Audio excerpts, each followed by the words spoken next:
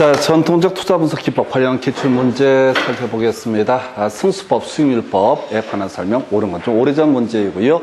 용어의 정의를 가지고 구성을 하고 있죠. 그래서 승수법이 됐든 수익률법이 됐든 가유, 순전후라는 이 개념을 가지고 이슈를 삼게 되죠. 그래서 자, 총소득 승수 뒤에 보면 안 돼요. 총소득 승수는 뭐가 된다? 총 투자액을 가능 총소득으로 나눈 값 이렇게 가야 되죠. 그래서 읽으시면 안 돼요. 읽으면 오히려 꼬여버립니다. 그래서 총 투자액을 가능 총소득으로 나눈 값 1번 틀렸고요.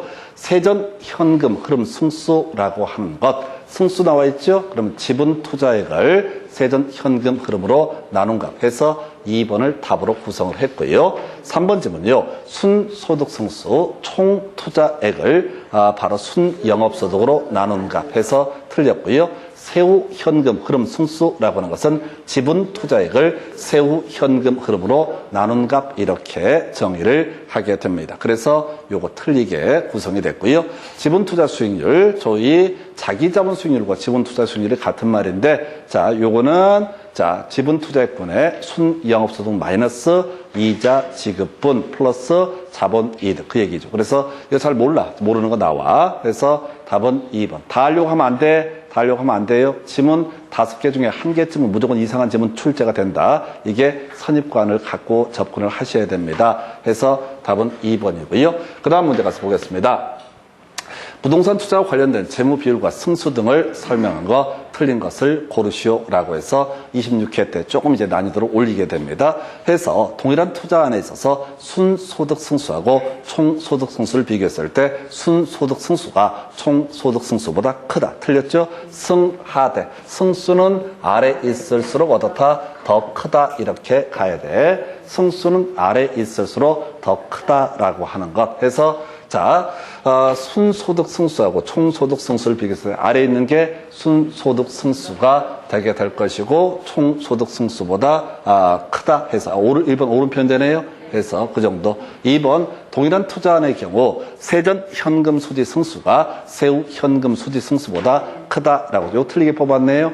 해서 세후가 밑에 있죠. 해서 요걸 가지고 틀리게 답을 구성을 했습니다. 3번 부채 감당률이 1보다 작으면은 투자로서 발생하는 순영업소득이 부채 서비스를 감당할 수 없다고 판단한다. 오른편. 해서 부채 감당률이 뭐야? 순영업소득 나누기 뭐가 된다? 부채 서비스액이라고 하는 거, 부채 서비스액이라고 해서 자, 요걸 가지고 순영업소득이 부채 감당률이 1보다 작다라는 얘기는 순영업소득과 부채 서비스액을 비교했을 때 얘가 더 크다는 얘기니까 이때는 자, 부채 서비스, 은행에 갚아야 될 돈을 감당할 수 없다고 판단한다.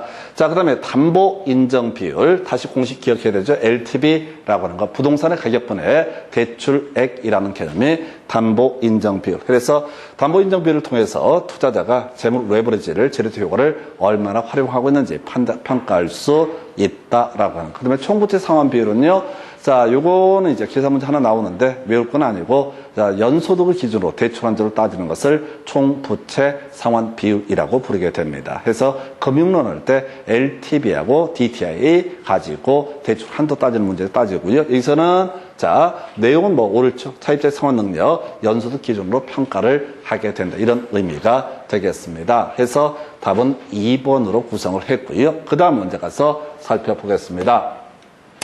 자, 자기자본 수익률. 가장 기본이 되는 계산 문제 중에 하나가 자기자본 수익률. 7년 동안 3문제 구성했고, 한 문제는 이상한 문제가 구성이 됐었죠. 공식 자꾸 떠올려야 돼. 지분 투자액분의, 자, 지분 투자액분의 순영업소득 마이너스 이자 지급분 플러스 자본 이득이라고 하는 거. 이게 바로 뭐가 된다? 바로 자기 자본 수익률이라고 하는 것. 지분 투자액분의 순영업소득 마이너스 이자 지급분 플러스 자본 이득이라고 하는 것. 이게 자기 자본 수익률이라는 개념. 그럼 이제 공식을 찾아서 지분 투자액, 자기 자본 얼마? 1억이라고 주어져 있고요. 1억이라고 주어져 있고. 자, 그래서 1억이 나올 테고, 그 다음에 순영업소득이라는 게 얼마? 2천만 원. 그 다음에 어디? 이자 계산해 봐야 되죠? 대출받은 게 2억이고, 이자율이 0.6%니까 이때 1200만 원 나오나요?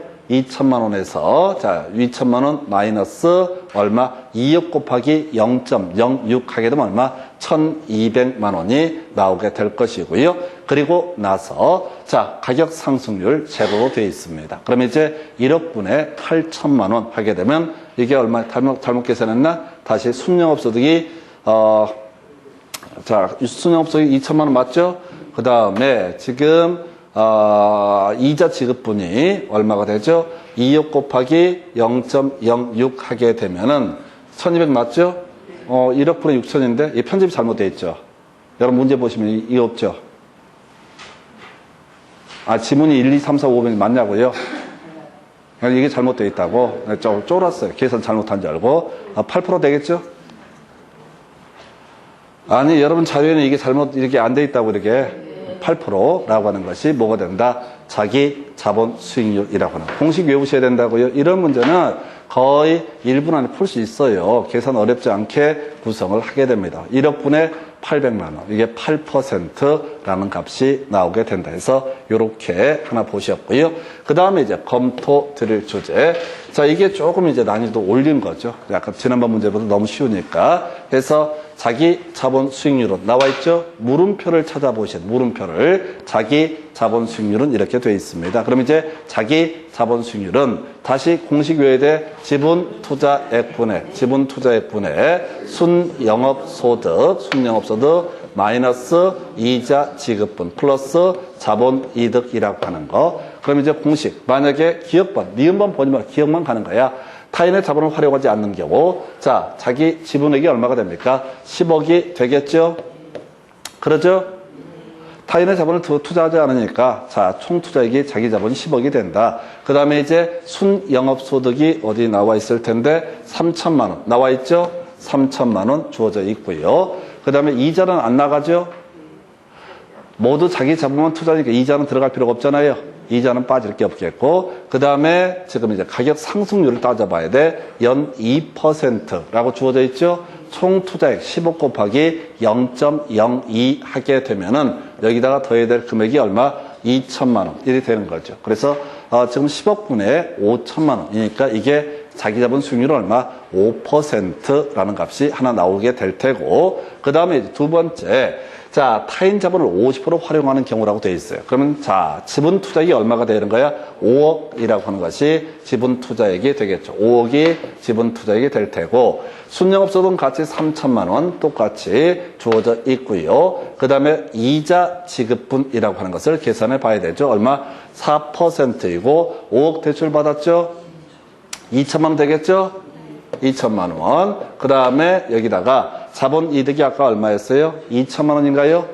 총 투자액 곱하기 상승률 이렇게 간다고 했어요? 2천만 원. 그래서 얼마? 5억분에 3천만 원. 그럼 10억이면 6천만 원이니까 수익률은 얼마? 6%라고 하는 거. 그래서 답은 3번으로 구성을 하게 되죠. 그래서 5억분에 지금 얼마야? 5억분에 3천만 원. 그럼 10억으로 치면 6천만 원이잖아요. 그럼 이제 비율은 얼마? 6%. 이게 이제 정형화된, 이게 이제 제일 무난한 문제 형태가 되게 됩니다. 해서 요렇게. 그럼 이 문제 이제 구성하면 앞으로 나올 게 뭐겠어요? 그래서 여기다 살 하나 붙이면은 자, 타인의 자본을 50% 활용했을 때 자, 전체를 자기 자본으로 투자했을 때보다 1% 수익률이 올라간다. 이런 식의 문제도 예상을 해볼 수가 있습니다. 어찌됐든 기본 계산 공식, 자기 자본 수익률이라고 하는 거, 지분 투자액분의 순영업소득 마이너스 이자 지급분, 거기다가 뭐야? 자본이득이라고 하는 거, 이게 바로 뭐가 된다? 자기 자본 수익률이라고 하는 문제가 되게 됩니다. 그래서 이렇게 해서 답은 3번 뽑아놨고요. 자, 그 다음 문제 가서 한번 확인해 볼까요? 자, 부동산 투자의 레버리지 효과 등에 관한 설명, 옳은 것을 모두 고르시오라고 되어 있어요. 그래서 이런 문제를 풀어갈 때는요, 쉬운 거 봐야 돼, 쉬운 거. 1번, 3번 이런 게 간단하죠. 2번이나 자, 니은번이나 리을번은 더럽게 복잡스러워. 모를 얘기 나와 있어. 모를 얘기를 쫓아가는 게 아니야. 자, 아는 것만 가지고도 문제를 다 풀어내실 수가 있어요. 이렇게 박스형 문제 나오면은 충분히 가능해요. 해서 타인 자본의 이용으로 레버리지를 활용하면 위험이 감소된다. 틀렸죠? 타인의 자본을 활용하게 되면은 금융적 위험에 노출될 가능성이 있죠. 그래서 일단 기억번은 틀렸죠? 기억번은 틀렸죠? 이거 하나만 알더라도 물 반, 고기 반까지 오는 거야. 해서 니은번은 보니까 뭔 소린지 너무 복잡스러워. 패스. 아예 안 보는 게 능력이야. 보면 멍청한 겁니다. 해서 그래 갈 테고. 디귿번, 부의 레버리지 효과가 발생할 경우라고 돼 있죠? 부채 비율을 낮춰서 정의 레버리지 효과로 전환될 수 있다. 그래서 지금 이제 타인의 자본을 끌어들이는데 금리가 너무 비싸져서 오히려 부의 레버리지 효과가 발생했다. 그래서 자기 돈을 다 꼬라박았다. 현금을 꼬라박았다. 그렇다고 해서 정의 레버리지 효과로 전환될 수 있을 것이냐? 안 되죠? 타인의 자본을 다 갚아버리면 이때는 레버리지 효과가 발생하지 않죠. 그래서 이 지문이 되게 어려웠던 얘기. 아까 레버리지 효과라고 하는 것은 기본 전제가 뭐라고요? 타인의 자본을 활용해서 투자가 이루어지는 것을 레버리지 효과. 그래서 이익이 되면 이걸 정의 레버리지 효과. 손해가 발생하면 부의 레버리지 효과. 그래서 디귿번 상당히 까다로운 지문입니다. 그래서 이자 금리가 비싸서 융통 가능한 재원을 가지고 갚아갔다고 그래서 그때 정의 레버리지 효과로 전환되는 것은 아니다. 그래서 디귿번도 틀린 편. 그래서 디귿 제곱하면 답은 몇 번? 3번 이렇게 푸는 거. 이 문제는 대단히 어려운 문제입니다. 대단히 어려운 문제인데 알고 있는 데이터만 가지고 풀어가더라도 최소한 기억 하나만 알더라도 물반 고기 반까지 오게 되는 거예요. 근데 이때 미련스럽게 이거 뭐죠? 부채비율이 50%가 막 이렇게 들어가기 시작하면 이거 문제 못 풉니다. 1분 안에 풀지 못해요. 그래서 결국 뭔지 모르지만 기억하고 디귿 두 개가 틀려서 어떻다? 니은, 리을 두 개를 오른편. 이건 출제자가 뭘 물어보고 싶냐면은 니은하고 리을을 계산해 보시오. 이런 문제를 내는 게 아니라 기초가 되는 개념을 얼마나 잘 소화하고 있는가. 요거 물어보는 겁니다. 그래서 이건 난이도 대단히 어렵게 나왔던 문제이고 설령 이 문제를 해설을 보면서 우리 교재에 다 해설 써놨는데 이걸 봐봤자 읽는 데만 2, 3분씩 걸립니다. 그래서 그걸 죽으라고 외워봐봤자 실제로 또 이 문제가 나왔을 때 풀어갈 수가 있을 것이냐 거의 불가능한 문제입니다. 1분 안에 풀어야 되는 게 논의 출발점. 그래서 답은 3번 이렇게 갑니다. 그 다음 문제 가서 볼까요? 다음 같은 부동산 가치, 부동산에 20억을 투자한 A의 연간 세후 자기 자본 수익률을 구하시오 라고 되어 있어요. 자, 우리가 원래 자기 자본 수익률은 다시 외우셔야 돼. 지분 투자액분의 순 영업소득 마이너스 이자 지급분 거기다가 자본 이득을 더한 값을 가리켜서 뭐라고 한다? 자기 자본 수익률. 문제가 너무 쉬우니까 이게 너무 쉬우니까 출제원이 작정을 하고 세후 나와 있죠? 그럼 순 영업소득 자리에 뭘 집어넣어야 된다. 세후 현금 수지를 집어넣어라. 이런 식의 문제가 되게 됩니다. 네, 5분짜리 문제 되겠습니다. 여기서 이제 다른 거 다 빼고 일단은 세후 현금 수지를 먼저 구해 봐야 되거든. 세후 현금 수지 구하려면 벌써 어마무시한 시간이 걸려요. 그래서 이런 문제는 아예 버리고 가시는 문제. 그래서 우리 투자론이 8문제 내외가 될 텐데 그중에 한 문제에서 2문제 정도가 흔들어주는 지문이 문제가 나오게 됩니다. 그냥 버리시면 됩니다. 우리 7년 동안 문제 보는데 지금 버리는 문제 몇 개 안 되거든요. 그 얘기는 1년에 한 문제꼴이 안 된다는 거야. 그래서 공부할 때도 이런 것들을 애써 용 써봤자 노력해봤자 안 됩니다. 이건 버리는 문제 의미 없어요. 자, 그래서 버리시고 그 다음 문제 가서 보겠습니다. 이런 거 놓치면 안 된다고 쉬운 거. 자, 비율 분석법 등에 관한 설명 틀린 것을 고르시오. 그래서 대부 비율이라고 하는 거. 자, 부동산의 가격분의 대출액이라는 개념이 대부 비율. 그래서 대부 비율이 올라가면 어떻다? 그만큼 많은 돈을 대출을 받을 수 있다. 그래서 레버리지 효과가 커질 수가 있다. 이게 정의 레버리지 효과인지 부의 레버리지 효과인지는 알 수가 없어요. 대출을 받았는데 금리가 급등하게 되면 부의 레버리지 효과가 발생하게 될 것이고 금리가 낮은 상태면 정의 레버리지 효과가 발생할 수 있다. 자, 1번 옳은 표현. 2번 유동 비율이라고 하는 거. 봐서는 안 돼. 찍어서도 안 돼. 일단 유보해놔야 돼. 유동 비율을 제가 가르쳐 드린 적이 없어요. 그럼 무시하고 넘어가는 거야. 안 중요하다고. 시험 지문에서 모든 지문을 소화하는 게 아니라 이렇게 지문 형태에서 작으면 1개, 많으면 2개까지는 버리셔도 답 고를 때 아무런 지장이 없어. 세 번째, 부채 감당률이 1보다 작으면 차입자의 원리금 지불 능력이 충분하다. 이거 틀렸죠? 유치 찬란하게 뽑았던 문제. 그래서 부채 감당률 다시 공식 떠올리셔야 됩니다. 순 영업소득 나누기 부채 서비스액. 이걸 뭐라고 한다? 부채 감당률이라고 부르게 됩니다. 부채 감당률 해서 자, 이 순영업소득이 자, 부채 서비스보다 작다. 이걸 우리가 분모가 더 큰 거니까 부채 감당률이 1보다 작다. 그러면 이때는 차입자의 자, 어떤 상환 능력이 부족하다라고 할 거. 그래서 좀 유치하게 뽑았던 문제. 보시면 이제 이렇게 좀 유치하게 내는 것들을 보면 옛날 문제들입니다. 전반적인 경영 자체가 해서 답은 일단 3번. 총 투자 수익률, 예, 모르는 내용 되겠습니다. 부채 비율. 이건 알아야 되지. 부채 비율은 부채를 자본 총계로 나눈 것. 자, 자기 지분을 뭐라 부른다? 자본이라는 용어를 쓰게 된다. 자산이라는 것은 부채와 자기 자본을 합쳤을 때 뭐라 부른다? 자산이라고 정의한다. 그래서 이 문제에서는 1번, 그 다음에 3번, 그 다음에 5번. 이것만 우리가 공부하여 오셨다고 나머지 설명 안 드렸어요. 자, 제가 설명을 안 드리는 건 과거 시험 문제가 구성이 됐어도 딱 한 번 나오고 다시 나오지 않는 주제. 우리 지금 오늘 몇 개 상당히 공식들을 외우셨는데 이것도 들을 게 많아. 또 돌아서면 잊어버리고 그래서 기본만 계속 다져서 가셔야 돼. 그러면 이제 설령 1, 3, 5가 나가래가 되면 2번, 4번 중에 찍는 방식을 채택하는 건 별개의 문제로 자, 이렇게 선택과 집중의 문제로 가셔야 될 것. 그래서 이 문제 답은 3번. 그 다음 주제 살펴보겠습니다.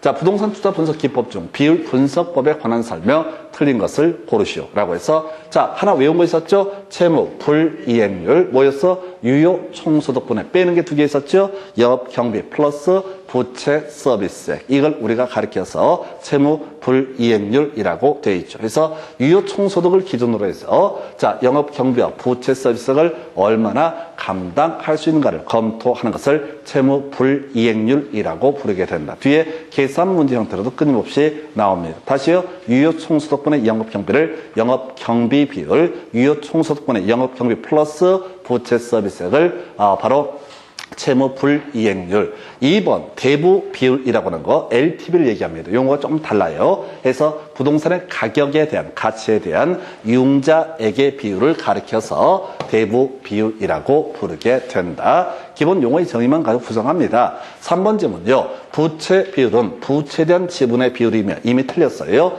부채 나누기 지분, 즉 지분에 대한 부채 비율을 가리켜서 뭐라고 한다? 부채 비율. 그래서 뒤에 계산이 중요한 게 아니에요. 뒤에 계산이 중요한 게 아니라 기초적인 개념, 요거 3번을 가지고 답을 구성을 하게 됩니다. 부채 비율은 뭐라고요? 부채 나누기 지분 또는 지분에 대한 부채 비율을 가리켜서 부채 비율 이렇게 가죠. 4번 질문요. 총 자산 회전율 몰라. 자, 그외 비율 분석법의 한계로는 추계 산정에 오류가 발생했을 때 비율 자체가 왜곡될 수 있다는 점을 들 수가 있다. 헛소리. 그래서 우리가 지금 공부했던 것은 1번, 2번, 3번만 주구장창 외우셨어? 그럼 3개 가지고 끝장을 보셔야 돼.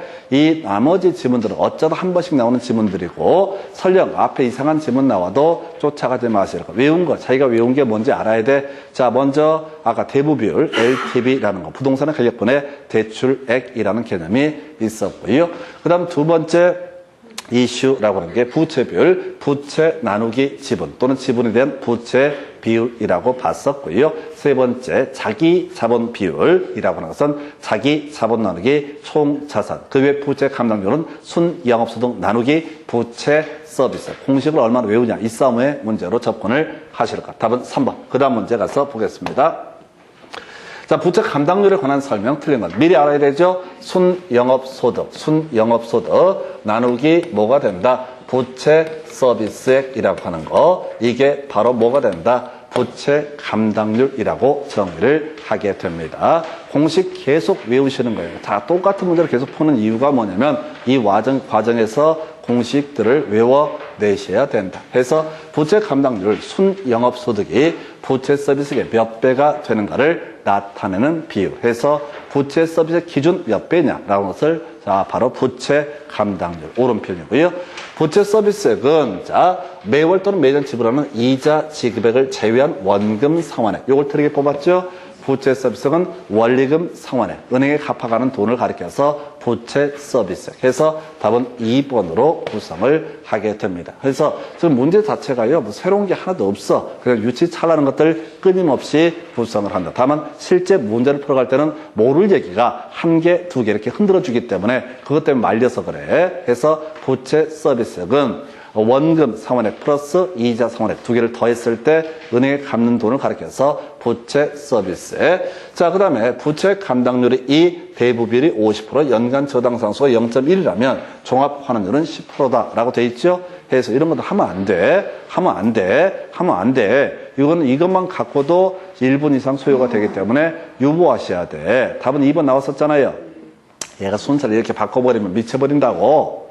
겁먹지 말라고. 그러니까 항상 문제의 논의 핵심은 뭐냐면 답은 되게 유치해요. 이놈 중개사학원에서 사람들이 공부를 해서 이제 결국 안 좋아서 재수 이렇게 하고 하는 이유, 가장 큰 이유가 뭐냐면은 실제 문제를 보면은 공부는 어려운데 시험 문제 답은 되게 쉬워. 근데 중간에 흔들어주는 지문 때문에 말리는 거예요. 그래서 이 과정을 통해서 이걸 풀어보고 자시고 이게 중요한 게 아니라 계속해서 기본만 계속 하는 거예요. 아는 것만 가지고 슈브를 보셔야 돼요. 자, 부채 감당률이 1보다 작다라고 하는 것은 순영업소득으로 부채 서비스를 감당할 수 없음을 의미하게 된다. 옳은 표현 맨날 나오죠. 자, 대출 기간의 세무 불이행 위험을 낮추기 위해서는 부채 감당률을 높이는 것이 유리하다. 그래서 대출할 때 기준을 부채 감당률 10 이렇게 해버리면 어떻다고요? 자, 지금 100만 원 갚을 때 1000만 원 이상 수입이 들어왔다. 이런 전제가 쌓이니까 기본적으로 안정적인 채권 회수가 가능하다. 이런 식의 논리 구조 되겠습니다. 그래서 이 문제에서는 3번 지문이 말도 못하게 구성을 하는 거죠. 그래서 부채 감당률이 2라고 하면 그냥 이것만 계속 생각해야 돼. 순영업소득 나누기 부채 서비스액이 2라는 값이 나온다. 이런 식의 구조 해서 이건 3번 질문 하나 버리시면 아주 편안하게 가실 수가 있는 주제해서 이런 것도 그래요. 대부분의 수험생이 문제 풀다가 자신 없으면 2번을 놓쳐버리면 죄 없는 3번을 찍게 돼요. 그래서 찍는 족족 다 틀리는 그런 기적을 보이시게 되죠. 그래서 그 멍청한 짓거리야. 항상 시험 문제는 쉽게 구성이 된다. 여러분들 아까 제가 했잖아요. 2분의 1을 읽는 방법. 이런 거 가지고 중개사 학원 자격증을 다 부여했던 사람들입니다. 그러면 실제 문제를 구성할 때 이따위 3번처럼 어려운 지문을 가지고 합격을 하고 불합격을 시키고 이렇게 안 한다고 실제 출제위원들이 바라보는 복덕방 60점이라는 점수를 가지고 바라보면 거의 개쓰레기로 보는 거야. 수험생 수준을 거의 쓰레기 수준으로 본다고. 대신 문제 난이도 조절을 하려고 어떻게 한다고 중간에 이상한 얘기를 툭툭 던져놓는다고. 그러면 거의 대부분 수험생들이 중개사 시험이 아까 뭐 그런 얘기 했었잖아요. 이 시험 되게 어렵다는데 뭘 어려워요? 되게 쉬워요. 5, 6개월 투자하면 다 좀 딴다고. 대신 시킨 대로 무식하게 가셔야 돼. 이게 공부가 진짜 힘들어요. 무식하게 다이어트로 가버린다는 게. 그래서 다들 중고등학교 때 공부하는 그런 서울대학교 들어가고 공부 잘하는 애들, 그런 애들 기준으로 공부를 하니까 쓰러지는 거지. 실제로 이 자격증 시험 자체는 어렵지가 않아요. 지금 보시면 낸 거 갖고 주장창 우려먹고 있습니다. 그래서 미리 말씀을 드릴게요. 결론적으로 시험은 절대 어렵지 않습니다. 공부가 어려울 뿐이지. 이거 어렵다니까, 이런 거. 갑자기 이런 게 탁 튀어나왔을 때 모르는데 가슴이 덜컥 해가지고 여기 말려버린다고. 근데 항상 시험 문제 정답은 무난하게 구성을 하게 된다. 요렇게 요걸 주입을 하셔야 돼요. 그래서 결국은 이런 자신감이라는 게 시험 문제 풀어 가실 때 모르고 막히고 그래도 전혀 개의치 않아야 돼요. 근데 보통 이제 공부를 어설프게 하신 분들은 이런 걸 막 풀어보려고 용을 써. 막 5분, 10분 하고 딱 풀어. 그리고 컴퓨터하게 내가 실력이 쌓였구나. 놀고 있네지. 어차피 이런 어떤 지문이 됐든 미리 결론만 말씀드리면 10초 이상 걸리는 지문들은 그건 내 지문 아닙니다. 그건 배제하고 10초 안에 쉽게 풀 수 있는 것들을 숙달하는 게 중요하고 그래서 듣고 나면 알 것 같은데 또 돌아서면 잊어버리고 근데 다시 반복하면 또 압니다. 그리고 어느 순간에 가게 되면 자기가 막 푸는 걸 보면서 기특합니다. 내가 이런 사람이었나? 아니, 문제가 원래 유치한 거야. 내가 이런 사람이 아니라 수준이 낮은 시험을 준비하고 계신 겁니다. 그래서 저희 문제 답은 2번. 그 다음 주제 가서 보겠습니다. 자, 이제 좀 시간이 걸리긴 한데 이제 한번 훈련하시겠습니다. 이 문제는 무조건 포기할 건 아니에요. 포기할 건 아니고 한두 개 되는 데까지 해보시고 나서 운빨 좋으면 5개 다 안 풀더라도 답을 풀 수가 있다. 요즘에 트렌드를 말씀을 드릴게요. 요즘 계산 문제 거의 트렌드는 2번 내지 3번에 답을 줍니다. 요즘 계산 문제 트렌드는 2번 내지 3번에 답을 준다고요? 옛날엔 4번 내지 5번에 줬어요. 23, 24, 22, 21, 22 등 문제를 보게 되면 계산 문제는 거의 4번이 답이야. 그 문제의 특징이 뭐냐면 죽으라고 내는 거야. 아까 우리 그런 거 있었잖아요. 세전 현금 수지, 세후 현금 수지 이런 거 있었잖아요. 그리고 요즘에 문제됐던 가능 총소득에 대한 영업 경비 비율 이렇게 쉽게 내고 뒤에까지 계산을 복잡하게 안 해도 풀 수 있게 만들어주는 거고 요즘 문제는 주로 2번, 3번에 답을 깔아준다고 그 얘기는 공식 외웠으면 어떻게 해라? 그냥 다 풀 수 있게 세팅을 해준다고. 아니 그냥 흐름이 그렇다고. 그러니까 이게 전에는 그 계산 문제 자체가 좀 심하게 하면 3분, 4분, 5분씩 걸리는 그런 문제를 구성을 했었고 틀리게 하게 하려고 중간에 하다 포기하게 하려고 4번, 5번에 답을 깔았었다고요. 근데 요즘에는 지금 이 문제는 정확히 모르겠는데 전반적으로 앞에다 2번, 3번에도 주로 깔아버려요. 그 이유는 몰라. 그냥 어떤 트렌드예요. 자, 그래서 2번, 3번 말씀드렸어요. 그 얘기는 앞에서 2번, 3번부터 먼저 체크하는 게 훨씬 더 합리적이라 이 얘기를 하고 싶어서 하는 거예요. 5개를 다 풀어서 실력이 되면 좋겠지만 시간 제약 때문에 영역가 없으니까 나중에 한번 기출문제 답 따라놓고 계산문제 어느 게 많은지 한번 연구해 보시라고 그러면 2, 3번 주로 깔게 되면은 나중에 하다못해 찍어도 2, 3번을 찍으면 좋을 테고 그 다음에 그게 맞다라면 그 다음에 실제 계산을 해갈 때도 2, 3번부터 먼저 체크해 가는 식으로 풀면은 빠른 시간 내에 답을 골라낼 수가 있다고요.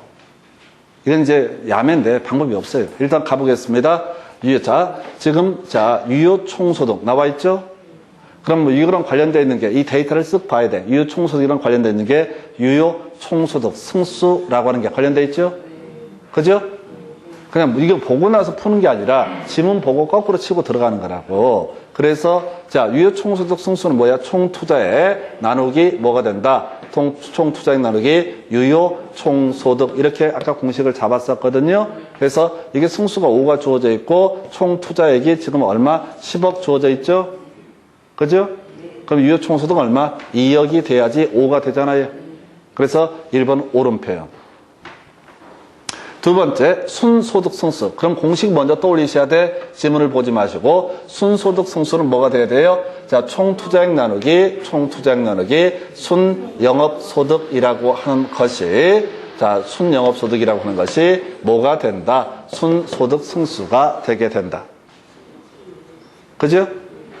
그러면 이제 총투자액은 10억 주어져 있어. 그러면 순영업소득 구해야 되죠? 순영업소득을 구하려고 보니까 아까 유효총소득 2억 나와 있는데 영업경비가 안 나와 있어. 그러면 순영업소득을 구하는 방법이 세전현금수지 플러스 부채 서비스액 하면 뭐가 된다? 순영업소득이 되는 거죠. 그래서 순영업소득이 1억이 되는 거죠. 그래서 순소득 승수는 얼마? 바로 10이라는 값이 나오게 된다.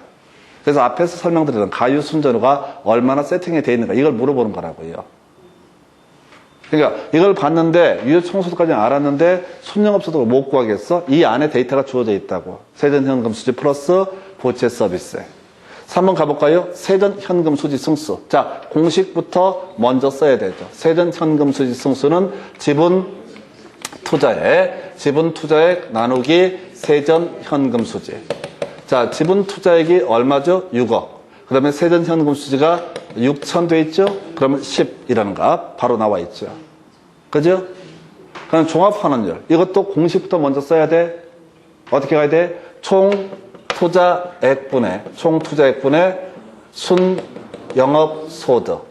아까 순영업소득이 1억 나왔었죠? 총투자액 10억이죠? 1억. 그래서 이건 10분의 1이니까 10%가 되게 되는 거죠. 계산 문제가 아니라 완전 공식 문제라고요. 공식을 얼마나 외우고 있는가. 그래서 답을 4번 뽑아놨고요. 그 다음에 부채 감당률, 순영업소득. 아까 구했었죠? 1억. 그 다음에 부채 서비스가 얼마? 4천. 1억 나누기 4천 하면 2.5. 이런 식으로. 그러니까 이게 공식을 외웠냐 안 외웠냐 이 싸움이지 산수를 얼마나 잘하냐 못하냐 이걸 물어보는 게 아니고 우리가 가유순전후 이걸 통해서 조금 아까 왔다 업어치고 매치고 이런 식으로 해서 순영업소득이나 유효총소득 이런 것들을 구해낼 수가 있다. 그래서 이거는 사실은 공식 외워두게 되면은 딱딱딱 다 떨어지는 그런 문제입니다. 결국은 앞에서 가유순전 이게 얼마나 자유자재로 구사될 수 있느냐. 이게 논의의 핵심 이슈인 거예요. 그래서 기계적으로 외우셔야 되고 이 공식들 그냥 외우시면 됩니다. 그래서 이렇게 답은 4번이 됐었고요. 그 다음 문제 가서 보겠습니다. 자, 지금 보니까 순소득 승수 채무 불이행률 세전 현금 흐름 승수를 순서대로 나열하시오. 그러면 공식부터 먼저 써야 돼. 시간 아깝다 생각하지 말고 순소득 승수는 뭐야? 총 투자액 나누기 순영업소득. 총 투자액 얼마? 15억. 나오죠? 그러면 순영업소득을 구해봐야 되죠? 순영업소득은 지금 유효 총소득 승수 주어져 있네요. 이걸 통해서 뭘 구해낼 수 있다? 유효 총소득을 구할 수가 있는 거죠. 그죠? 약간 응용 들어간 거예요. 그러니까 순영업소득을 구해야지라고 했는데 데이터가 안 나와 있어. 근데 유효 총소득을 구할 수가 있어. 유효 총소득 승수가 지금 6 주어져 있죠. 총 투자액이 15억. 15억이 될 테고. 그 다음에 지금 유효 총소득이 X로 봤을 때 6X는 15가 되니까 그러면 이게 2억 5천인가요? 유효 총소득 승수 6은 X분의 15. 그러면 6X는 15니까 X는 얼마? 2.5가 돼야 돼. 그래서 유효 총소득은 얼마? 2억 5천. 그리고 야 영업 경비 비율 자 유효 총소득의 40% 돼 있죠? 2억 5천에 아니 순영업소득을 구하려면 유효 총소득에서 뭘 빼야 된다? 영업 경비를 빼야 되니까 유효 총소득의 40%면 얼마가 되는 거야? 1억 되는 거죠? 2억 5천의 40%는 얼마? 이게 1억이 되게 됩니다. 1억. 그러면 유효 총소득에서 1억을 빼게 되면 얼마? 1억 5천 되겠죠? 순영업소득은 1억 5천분, 순소득 성수는 1억 5천분의 15. 그러면 이때 순소득 성수는 얼마? 10이라는 값이 나오게 됩니다. 좀 어려웠어요. 바로 순영업소득을 안 줬어. 두 번째, 채무불이행률, 유효 총소득 분에 들어갔었죠? 유효 총소득 분에 뭐를 빼야 돼? 영업 경비하고 부채 서비스액을 더한 값. 이게 분자값이 되는 거죠? 다시 채무 불이행률은 유효 총소득분의 영업 경비 플러스 부채 서비스액. 그죠? 그래서 지금 유효 채무 불이행률, 유효 총소득 아까 2억 5천 주어져 있었죠? 그죠? 2억 5천 주어져 있었고, 그 다음에 자 영업 경비가 아까 1억 있었죠? 40%라고 그랬으니까. 유효 총소득의 40%가 영업경비니까 1억. 아까 영업경비 1억 구했잖아요. 그 다음에 부채 서비스액은 6천만 원. 1억 6천 되네요. 1억 6천 나누기 2억 5천. 이건 계산해 봐야겠다. 계산기로. 그러면 아마도 이게 나오나요? 1.6 나누기 2.5 하면은 계산기 써야 된다고요. 1.6 나누기 2.5 하게 되면 2.4. 64%. 계산기 두들겨야 돼요. 그냥 안 되고. 그 다음에 세 번째, 세후 현금 흐름 승수라고 하는 거. 세후 현금 흐름 승수는 다시 갑시다. 지분 투자액 나누기 세후 현금 수지. 일단 지분 투자액은 4억으로 주어져 있죠? 지분 투자액 4억 주어져 있어요. 그 다음에 세후 현금 수지는 아까 어디 가야 돼? 자, 세전 현금 수지에서 영업소득세를 빼야 되죠? 그죠? 세전, 유효 총소득, 순영업소득이 아까 얼마 나왔었죠? 1억 나왔었죠? 순소득 승수가 10이니까 순영업소득이 1억. 그 다음에 부채 서비스액 빼게 되면은 세전 현금 수지는 얼마? 4천만 원. 그죠? 영업소득세가 1천만 원 나와 있잖아요. 그래서 얘가 3천만 원이 세전 현금 수지가 되게 되겠죠. 3천만 원. 그래서 지분 투자액 4억 나누기 3천만 원 하게 되면은 이게 0.3을 나누게 되면 이게 나오나요? 5가 나오나요? 5.5가 나오나요? 다시. 이 문제는 풀기 어렵겠다. 현실적으로. 자, 세후 현금 흐름 승수라고 하는 것은 지분 투자액 나누기 뭐가 된다? 세후 현금 수지라고 하는 것이 이름하여 세후 현금 흐름 승수. 지분 투자액이 지금 4억이 주어져 있다고요. 세후 현금 수지는 자, 다시 위에서부터 순영업소득이 1억. 1억에서 부채 서비스 빼게 되면 6천만 원. 6천만 원에서 4천만 원. 4천에서 영업소득 1천만 원 빼면 얼마? 3천만 원. 그래서 4억 나누기 얼마? 4억 나누기 3천만 원이라고 하는 것이 이 값이 됩니다. 계산해 봐야 돼요. 4 나누기 0.3 하게 되면은 이게 얼마가 나오나요? 5.5가 나오나요? 순영업소득이 1억 5천. 순영업소득 1억 5천이에요? 제가 계산 잘못했고, 순영업소득 1억 5천이면 1억 5천에서 6천 빼게 되면 9천이 될 테고, 9천에서 1천 빼게 되면 8천이 되네요. 그래서 제가 계산 잘못했고, 4억 나누기 8천 이렇게 하게 되면은 이거 5가 되겠구나 해서 답은 1번 이런 식의 문제인데, 이걸 해보니까 거의 풀기 어렵네요. 어찌됐든 간에 대단히 어려웠던 문제 중에 하나가 될 테고, 공식 계속 외우셔야 됩니다.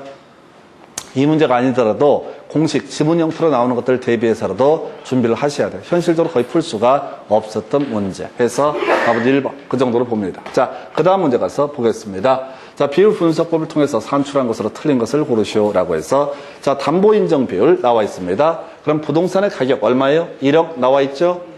대출한 금액이 얼마입니까? 대출한 금액이 대출액이 1억이고 부동산의 가치가 2억이네요. 그러면 이제 0.5가 되는 거죠.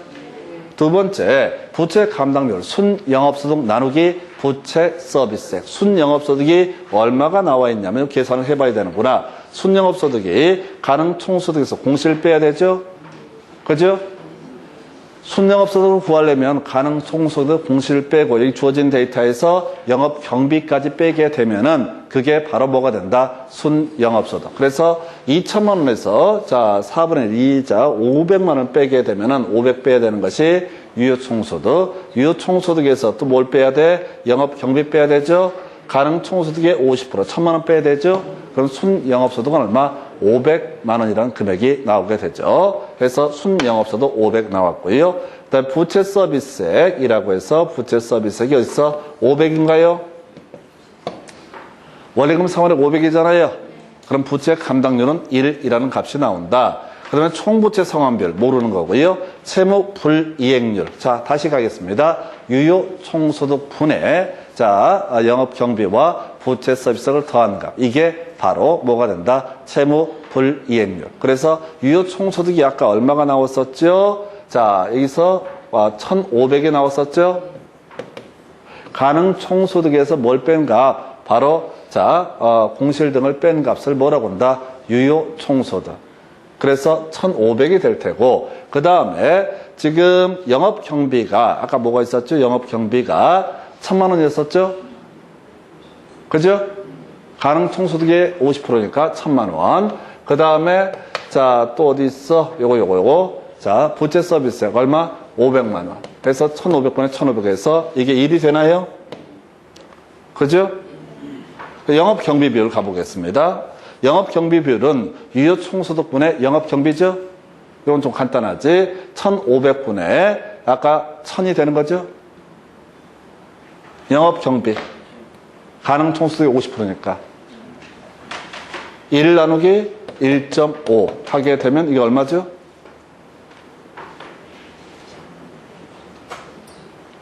일 나누기 0.5, 1.5. 계산기 뚫으면 얼마 나오죠?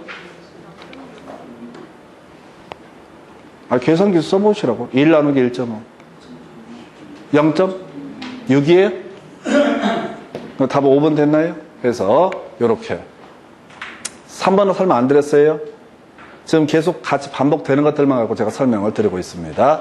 이렇게 해서 설명을 드렸고요. 답은 5번 이렇게 되어 있네요. 틀린 건. 자, 왜 뒤에 이상하네? 번호가 아까 20번, 3번 같았는데. 자, 여기까지 보시고 잠시 끊었다가 이제 화폐 시간적 가치 관련한 주제 이어서 설명드리겠습니다.